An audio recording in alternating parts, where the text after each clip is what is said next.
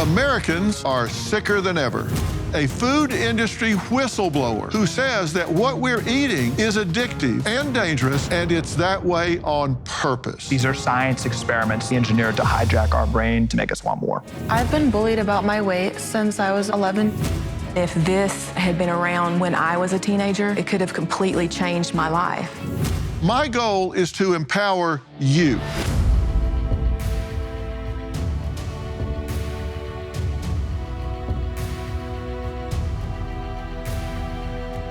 Americans are sicker than ever, and there's a growing body of evidence that proves it. According to the Organization for Economic Cooperation and Development, a recent study showed that the U.S. has the highest rate of obesity and the highest rate of multiple chronic health conditions out of all 38 developed countries they examined. This is the kind of thing no one else is talking about, and your life could literally depend on it. Now, tonight, I've put together portions of interviews that you need to see. My goal is to empower you. Let's start with a real wake-up call. You're about to meet a food industry whistleblower who says that what we're eating is addictive and dangerous, and it's that way on purpose. We have an addiction crisis in America when it comes to food, and that's very profitable. I was a consultant for Big Food. There was a very clear objective. They want to make cheap, addictive food. Almost every single chronic condition that is shortening and torturing American life is tied to food. This is obviously a disaster for American health, but for the food companies, it's very profitable. Ultra-processed food is now 70% of our diet, and the food is literally weaponized with sugar, seed oils, highly processed grains. It's happening in the food industry is not a free market, it's a rigged market. Working for the food industry, I helped pay off regulators, pay off the media itself to run stories about how ultra-processed food is healthy, paid off lawmakers, paid off researchers. Coca-Cola pays the American Academy of Pediatrics, the American Diabetes Association, the American Cancer Society. We did that in spades, millions of dollars to groups that would do that for us. So we just went down the list of institutions Americans trust and tried to get them money. That was my job. Humans are born with an innate sense of what's good for us, and that is being taken away by the food industry. Callie Means is co-founder of TrueMed and co-author of Good Energy, which unpacks the incentives of our broken food system and provides a path forward. Kelly, thank you for being here and talking about this. Thank you. You've been on the dark side. You say it's the devil's bargain. What do you mean? There's a 3-step playbook. Working for the food companies, they hired all the scientists in the 1980s from the tobacco companies. The tobacco companies, as smoking went down, actually started buying Nabisco and Kraft and shifting their scientists over. The key thing that the food companies know is that ultra-processed food, which is now up to 70% of our diet, is a science experiment. They're hijacking our evolutionary biology, and they're making the food addictive. And working for the food companies, the first part of the devil bargain is making that food normalized. So we paid the USDA advisors. 95% of the folks that make our nutrition guidelines are directly paid for by food companies. That means the USDA recommends added sugar for 2-year-olds. They say up to 10% of a 2-year-old's diet should be added sugar. We pay the lawmakers themselves. We pay the regulatory agencies. Literally, the American Diabetes Association sets the standard of care for diabetes, accepts money from Coca-Cola. So we normalize this addiction crisis. When you do a brain scan of a person eating ultra-processed food, it fits all the criteria for addiction, and we've gotten people addicted. Okay, so let me get this straight. You're saying that the major beverage companies, food companies, all of them, are bribing the scientists, bribing the regulatory agencies to endorse their formulas, their ingredients for food, to say that they're good, say that they're okay.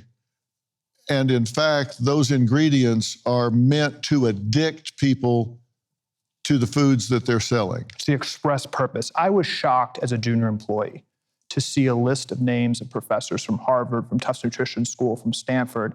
And as a junior employee working for the food companies as a consultant, I steered money to those schools. The food industry funds nutrition research in this country 11 times more than the NIH. You are loath to find a nutrition researcher who's not directly paid with a direct consulting agreements bribes and their research is predominantly funded by the food industry. I can tell you from working for this industry that that's not out of a philanthropic goodwill for unbiased research. The food industry is spending hundreds of millions of dollars on nutrition research to enhance their bottom line. It's to normalize these addictive foods. Okay, so you say added sugar for 2-year-olds. So these cereals that they might eat that have all the cartoons on the front of them and that sort of thing, you're talking about the same mantra for a drug dealer. The biggest drug addiction crisis and drug issue in the country by far is the ultra-processed food industry. And you're hitting on the second aspect of this devil's bargain.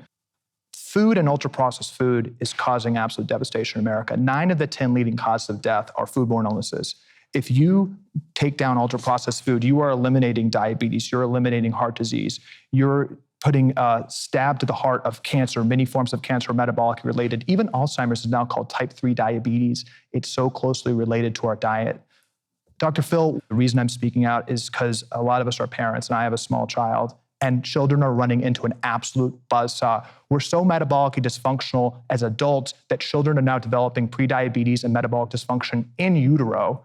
And kids now, 50% of teens are overweight or obese, 25% of teens have fatty liver disease.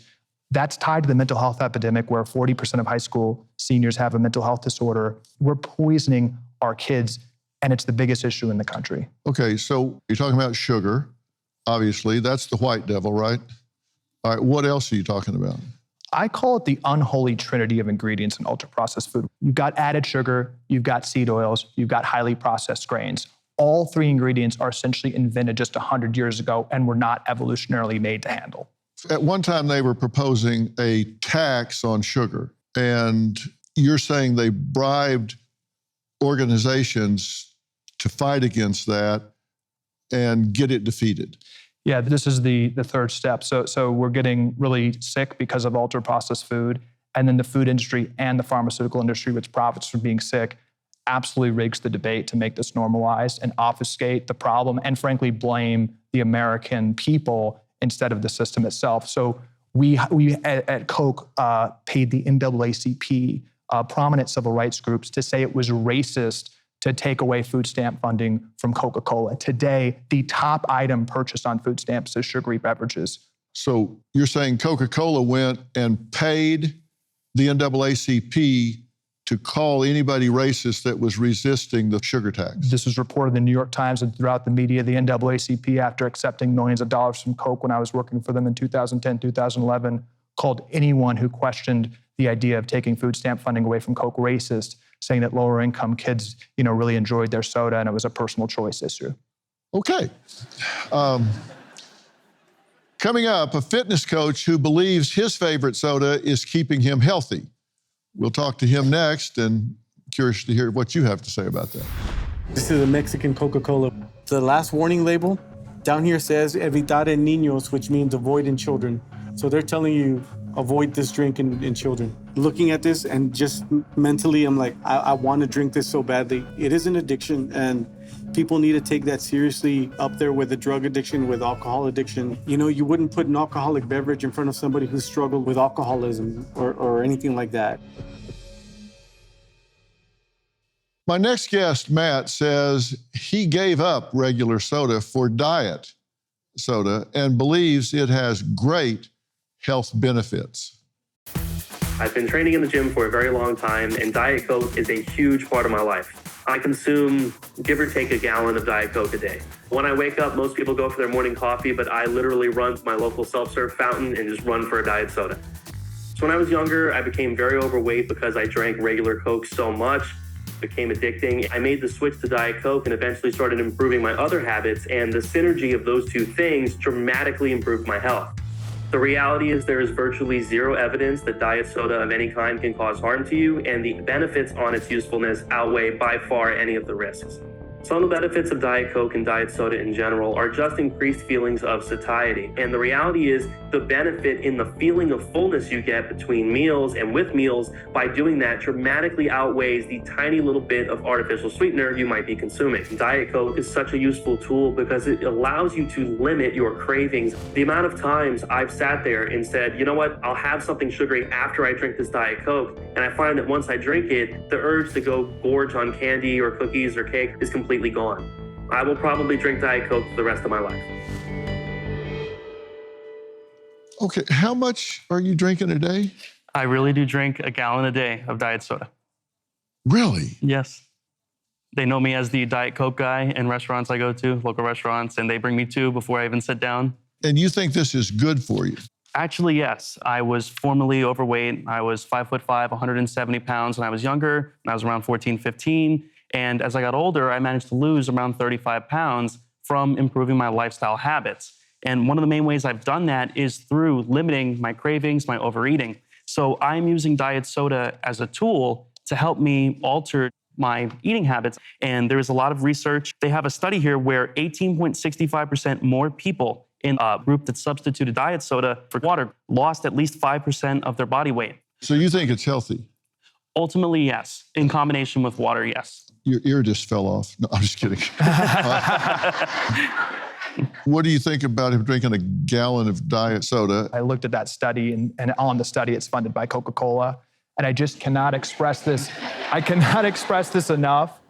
Nutrition research is propaganda and public relations for processed food. There is not a lobbying firm for broccoli. There's not a lobbying firm for water. We were looking at these studies that you gave us. Yes. And there's a long list of people that fund and support those studies. General Mills, Kellogg, PepsiCo, Quaker Oats, International Sweeteners Association, Nestle. They are funded, as you say, by the people that are selling you what they're testing. If you were buying a used car Yes. and you wanted to have it checked out, would you have it checked out by the mechanic that had it for sale? Definitely not. Ultimately, reducing obesity, reducing your calorie intake is so important. And that's what diet soda has allowed me to do personally and allows some other people to do as well. I think that's great for you personally. The core criminal situation happening is that the pharma and health industry is not standing up against our consumption of these frankenfoods. It's because every single institution of healthcare makes money. You call them what foods? Ultra-processed food, frankenfoods. What are frankenfoods? Frankenfoods are like Frankenstein's lab. You're just putting a bunch of ingredients together. There's a reason there's all those ingredients on the label that you don't understand. These are thousands of chemicals, even in Diet Coke, that the food industry's lobbied for, many of which are banned in every other country. The criminal aspect here, Dr. Phil, is that the healthcare industry should be speaking out, but they're also taking money from the food industry and complicit in this because they make money when we get sick. Now, Kelsey says she's binge eating as a coping mechanism. I've been struggling with food for 7 years now. The type of food that I normally binge on is more processed and like fast food and takeout. I'm very addicted to donuts. I try really hard to like control it.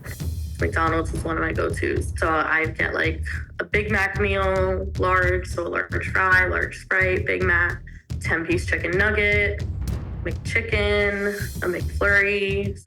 It just makes me feel really bad and, you know, I want to stop. And sometimes I do feel like, am I going to always, you know, like struggle with this?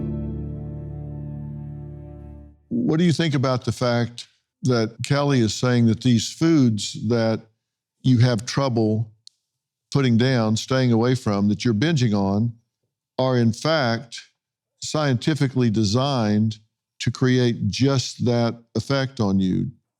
I think it's been really eye-opening just hearing all of this. And it, in fact, this entire food complex, this entire beverage complex has been exploiting you by putting ingredients in there that makes your brain signal you that you need to keep doing this and keep doing this and keep doing this to get a high, to get satisfaction, to get satiety. Then you've been victimized in part by that. Yeah. Fair statement? 100% fair. I just want to thank you for having the courage to speak out. There is a systemic poisoning happening. And we have to realize that. Well, how did you justify it to yourself when you were out bribing agencies and scientists? Great question. Nobody behind closed doors is saying that they're evil or saying stuff like that. You know, it's about protecting lower income folks' ability to get their calories, their cheap calories. You know, for the pharmaceutical industry, which is not stopping this epidemic of foodborne illnesses, but profiting from it. It's, you know, we need to get people access to drugs. You can always justify things. And that is absolutely what's happening in DC and in these companies. Well, you had to know. I mean, if you're taking money to the NAACP to call people racist for talking about a tax, or you're carrying money to scientists somewhere for a food company, they didn't ask you to do that on the town square. It is impossible to explain to you how normalized things are. I think we all work for large companies. Many of us work for the pharmaceutical industry. Many go Harvard Business School or go into the pharmaceutical industry, work for Coke, work for Pepsi. These companies are doing evil, and there is an amazing invisible hand that's convincing a lot of good people to do bad things. And I will say, being in those rooms with the NAACP, we were talking about protecting choice for lower income kids. I did not even fully realize how evil what we were doing was. So you drank the addictive Kool-Aid. 100%. And that's, I think, what's happening systemically. Healthcare is the largest and fastest growing industry in the country. And the moment you are empowered, the moment a child learns metabolically healthy habits, and doesn't go on Ozempic, doesn't go on statins, doesn't go on SSRIs, doesn't go on metformin, which is being prescribed like candy in high schools right now. The moment that happens and they wake up, that's not a profitable patient. And there is trillions of dollars of incentives right now to prevent us from waking up. Well, I'm all about waking up. Coming up, what sugar does to your brain that may shock you. I've got an expert here that's going to tell this to us in terms we can understand. We'll be right back. If you're addicted to sugar, it's sort of like you're in an abusive relationship. Sugar is addictive, it's pro-inflammatory, it steals, hijacks your brain to need it in order for you to feel normal. I want you to begin to think of it as the enemy. It's really one of the weapons of mass destruction when it comes to your health. If you're looking at that cupcake and go, oh, I wish I had it, we got to work on your mindset. That was Dr. Daniel Amen. He's an award-winning researcher and brain imaging pioneer with the world's largest database of brain scans for psychiatry, totaling more than 250,000 SPECT scans on patients from 155 countries. Now, Dr. Amen says that on average, Americans consume 10 times more sugar than the lowest reasonable recommended intake.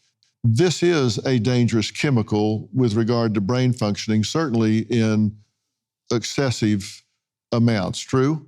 Absolutely. And it's pro-inflammatory, and we think chronic inflammation is a major cause of cancer, Alzheimer's disease, diabetes, and depression. It's addictive. In some studies with rats, more addictive than cocaine. And once you start, you can't stop. And so it hijacks your pleasure centers. And if you wear out the pleasure centers in your brain, now you're not only at risk for addiction, you're at risk for depression. Kelsey went to Amen Clinics for a brain scan before this episode, and she's given us permission to share those results. What did you find? So if you look at the left image, there's a dent at the top of her brain, which is probably one of the physical accidents. But we also see low activity in the front part of the brain. And that's so important because the prefrontal cortex is involved with things like forethought, judgment, impulse control, organization, planning, empathy. And yours is sleepy, again, I think, from the trauma, the physical trauma. And then if you've had some car wrecks, correct? Yes. And if you asked me, you said, hey, Daniel, what's the single most important thing you've learned from 250,000 scans? Mild traumatic brain injury ruins people's lives, and nobody knows about it because psychiatrists are the only medical doctors who never look at the organ they treat. I mean, think about that. If we look at the image on the right, compared to healthy, your emotional brain looks like a diamond, and the arrow's pointing to the top of the diamond. That goes with emotional trauma. And so the goal is calm down the cingulate, pop up your frontal lobes, and then love your brain. So whenever you go to make a decision, just ask yourself this one question. This is good for my brain or bad for it, right? Yeah, and you're ingesting a lot of sugar, which is not loving your brain, right? It's not loving your brain. It's hating your brain. We've got a display. Let's bring this out and we'll take a look at it right quick. Why don't we get up and go to this so you can tell us what we're looking at here. This is the amount of sugar that most people would normally be expected to ingest throughout the day. Right. This is what most people do ingest on average throughout the day. Right. 10 times what's actually recommended. Yeah, okay. And this is what people typically ingest in a month. Correct. Okay. Now, this is just a regular can of soda, and it is almost a daily's recommended. This is a 20 ounce. 22 ounce. And that exceeds the daily amount. This is just what they're drinking. This doesn't have anything to do with what they're eating, right? And there are 40 different names for sugar. So when people read the label, they're meant to confuse you. So high fructose corn syrup, people go, oh, probably shouldn't have that. But fruit nectar, it's like, oh, well, that sounds good for me. These are just all other names for sugar, right? Other names for sugar. And that's why we are fatter and sicker than we've ever been in human history. That's why you say an orange is okay, orange juice, not okay. Whenever you unwrap sugar from its fiber source, it turns toxic in your body. Now, is that shocking or what? I hope that was a real wake-up call for all of you at home. It certainly is for me. You know, it's baffling that no one else seems to be talking about this. But hey, that's what makes Dr. Phil's Merit TV important and different. Coming up next, you're going to meet two moms and their teens who are struggling with obesity. Both of these families have made a controversial decision. As you watch, ask yourself, what would you do in a similar situation? Maybe you are in a similar situation. Now, Susie and her 14-year-old son both had a reality check when they were each pushing over 300 pounds. Susie says she found a miracle way to lose weight, and now she wants her son to have a shot to thinness as well. I'm here to share my weight loss journey using doctor-prescribed GLP-1 medication and taking my son Jeremiah, who's 14, on the same journey. It's always been really difficult for me to lose weight. I've never been into sports. I didn't really have any interest in doing football, soccer, anything like that. I tried doing keto and it just wasn't for me. Too many limitations. When the pandemic came, Jeremiah was gaining so much weight. He started turning to emotional eating as well. I was really bored and I feel like it was a lot of just binge eating. I was just downing a bag of chips and I wouldn't even notice. My dad showed concern for it. He would go into my room and just see all these packages everywhere. I would say I had a bit of a depression room. It was always dark in there. I just felt numb whenever I was emotionally eating. The only thing that was on my mind was food. At my heaviest, I was probably around like 350. That's whenever my mom came to me about the shots and how it was similar to this drug I had been seeing all over TikTok. And so I was really interested. And the first week I noticed instant results. I was not hungry for probably like the first 3 days. At one point I was losing 1 pound a day. The next dosage wasn't available. We couldn't get our hands on it. I've gained like 5 pounds back. It's difficult because I'm hungry kind of like all the time. And it's okay to be hungry, but it's not okay to starve. And I just kind of don't know the difference between the two because I don't know if I'm eating too much or too little. Once I get the shot again, I think it'll be smooth sailing. Well, welcome to you both. Thank you for having us, Dr. Phil. What made you realize that you had to take control of your weight, that you really wanted to make a change? A doctor visit. When they're telling you you can die of this weight that you have on your body, that is something that I can control, right? So I was told that I was borderline diabetic and that I was potentially going to die of a stroke if I didn't lower my blood pressure. So that was my moment. Like, my children need me and I need to do something to change and lower my body weight. Okay. And Jeremiah, do you feel like your current weight is a problem to you in the way you live your life, feel about things, choose activities? I would say yes and no. Emotionally, I really don't feel like it's affected me a bunch, but I feel like physically, you know, just different things, like being on a plane, it's a little bit like tighter, and, you know, like finding clothes, it's a little bit harder than for people who aren't obese and, you know, heavier. So I feel like it's a give and take, yes and no. You say the quarantine was hard for you. Yeah. How so? There was nobody to keep me accountable. There was nobody there watching me. And I feel like before, even though I was heavier, I feel like I gained a lot of weight just emotionally eating all the time during quarantine. Your self-image should not go up when your weight is where you want it to be and down when it's not. Those things should not vary together. Do you follow what I'm saying? I agree. It's a big deal, and I'm going to talk about that a lot. Coming up, Susie says she went to social media for advice on the shot. We'll talk about the shot when we come back. Susie says the semaglutide shot has been a miracle for her struggles with food and weight. In 10 months, she said she lost nearly 40 pounds. Now, Susie says her 14-year-old son, Jeremiah, is following in her footsteps, struggling with his weight. She says the pandemic and social media just didn't really help. I am on TikTok avidly. I love just scrolling on my For You page. And of course, I do see those mukbangs. Mukbang, it was invented in Korea, and it's pretty much somebody recording themselves eating a good amount of food. And just eating in front of a camera, talking, consuming all of that, it makes you want to eat it. This is the last bite of the burger. Social media has made an impact on Jeremiah's life.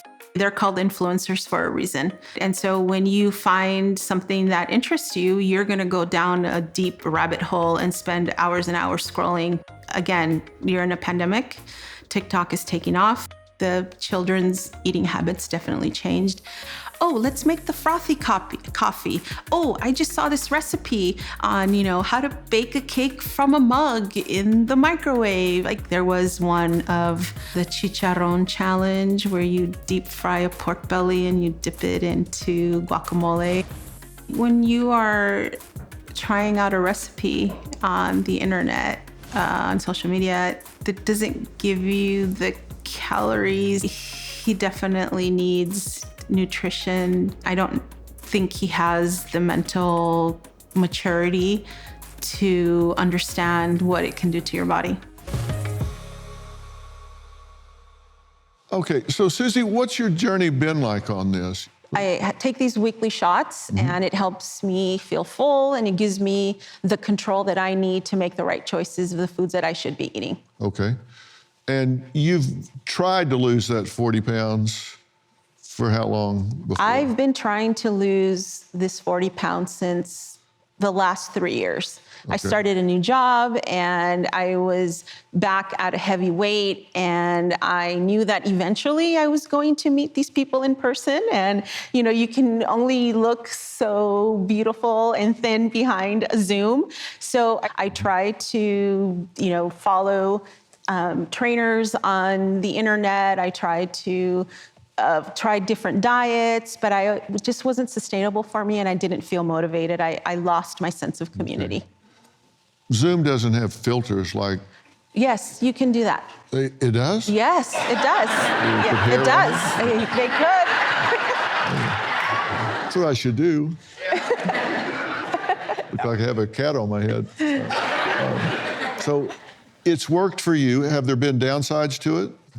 There are some side effects where when you first start taking it, you feel tired, a little bit of nausea. So that's really the only thing that I went through.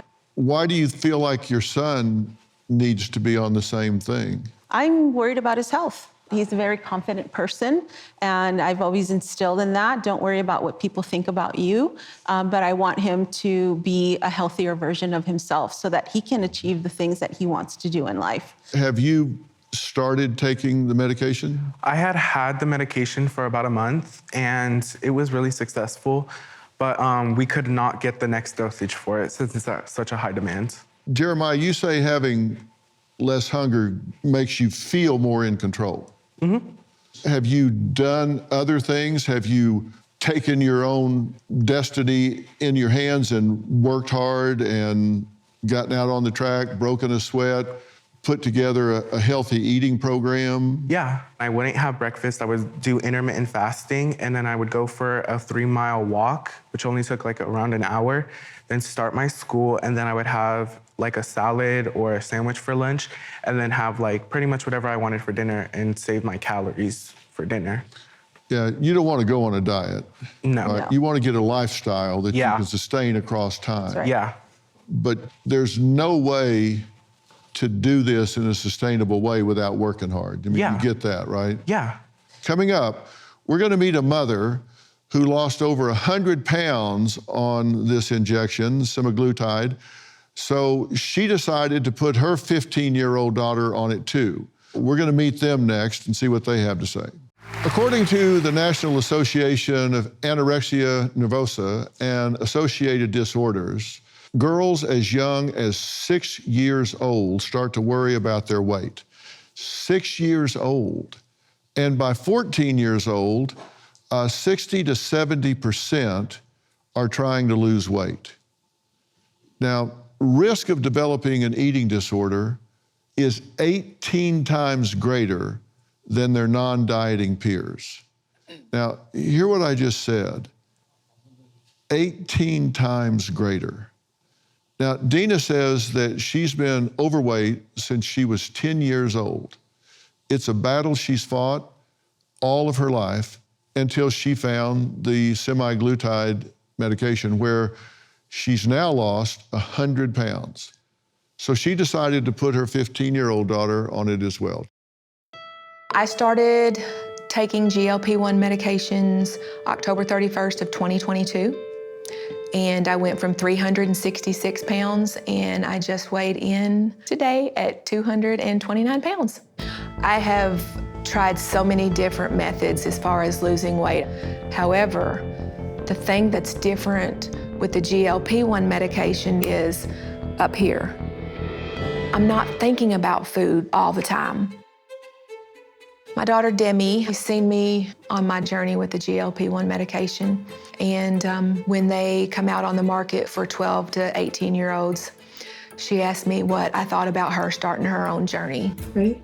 My first memory of struggling with my weight is the summer after 6th grade. I was hungry a lot, and I would constantly eat chips, and I gained 20 pounds. She started out at 198 pounds, and she's down to 140 pounds. First one, how do you feel? It was kind of scary because I didn't know how to do it. At the end of the first month, I'd probably lost a total of 10 pounds. This medicine has not only helped me want to live my life, but it's also made it a lot easier to. I have seen my daughter's journey cause her to blossom in so many ways. What parent does not want their child to just flourish and blossom in life?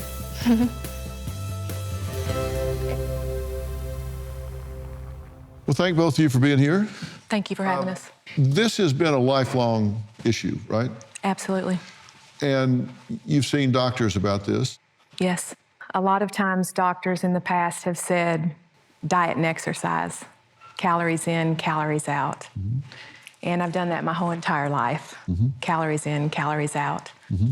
And even gone to the extremes of having a weight loss surgery 20-some years ago. The GLP-1 medication has been a game changer completely. It's like nothing I have ever experienced in my life. Mm-hmm. And for the first time in my 51 years of life, I feel like, for a lack of words, a normal person around food. Did this affect how you felt about yourself? Yes, a lot. What did you say to yourself? I felt just disgusted by my body. I remember there would be times I would just stand in the mirror and look at myself and hold the extra weight that I had, and I would just cry because I hated who I saw. And that led to me having really bad mental health issues, even to the point where I started self-harming. Mm-hmm. You say that your pediatrician is hesitant to prescribe the meds that you're wanting to do. They finally relented, but were hesitant? Yes, at first, she really wasn't on board with doing it. And I said, well, doctor, first off, you prescribed it to me. So obviously, you're on board with the medication to begin with. And I realized that she's your first teenager that you're gonna be prescribing it to. And if I didn't think it was something that would benefit my child, or if it was something that would be harmful to my child, I would not ask you to prescribe this to her in the first place. Mm-hmm. And if this was something that had been around when I was a teenager, it could have completely changed my life. Mm-hmm. And I said, so how about we come up with a game plan and allow her to try it for 3 months, and between myself and Demi and you as her doctor, we work for 3 months to see what type of progress she can make. Mm-hmm. And that's where we started her journey. Mm-hmm. Now, Dr. Jamie Seaman is here, and I want to ask the audience here, I want you guys to take a poll. So grab your devices. Would you put your obese child on a prescription medication for weight loss? Hit 1 for yes, 2 for no. 1 for yes, 2 for no. All right, the results are in. 58.9 say no, 41.1 say yes. Doctor, what's your response? We really are focusing on the wrong thing. We're focusing on how fat people are, how obese people are, how much body fat they have, which is not what we should be focusing on. The problem that we have in America is we're overfed and we're undernourished, and we're not focusing on muscle and lean tissue. We're obese, we're inflamed, we have diabetes, but we're in an environment where there is a psychology behind it, and there's a social environment behind it and how we raise our children. So this is a difficult problem to tackle. Medication can be a tool, but it's not going to solve the long-term crisis. Doctor, what can Jeremiah do? What can his mom help him do to change his journey health-wise? Yeah, I heard him talk about bits and pieces. He's trying to get out and walk more. He wants to move more. He has a little bit of a knowledge base as to how to fix this problem. But here's the trouble. We've really focused on move more, eat less. Calories in, calories out. It's been said in this show a couple of times. The problem with that mentality is if I throw you, Dr. Phil, into a swimming pool and tell you not to drown, what if you can't swim? He doesn't have all of the tools and skills that he needs, and this is something that you have to cultivate, you have to practice on a daily basis. He needs mentors and role models in his life to show him how to do it. He's just a young boy. So we need to teach him what foods are actually nutritious, not about calories anymore. Now it's about nutrients. It's about prioritizing protein in his diet because he's at an age where he needs to be building lean body mass. He needs to be building strong bones. But the other thing that he needs to do is he needs to get into the gym. He is strong and powerful and capable, and he is going to get so much confidence. He's going to gain so much confidence by seeing what his body can really do. I know he's never tried it, but sometimes I don't exercise to get better at exercise. I exercise to get better at life. Jeremiah, how would you like it if Dr. Seaman was willing to help you and work with you to get on the right path? I would really appreciate it. You know, she said that I'm strong and, you know.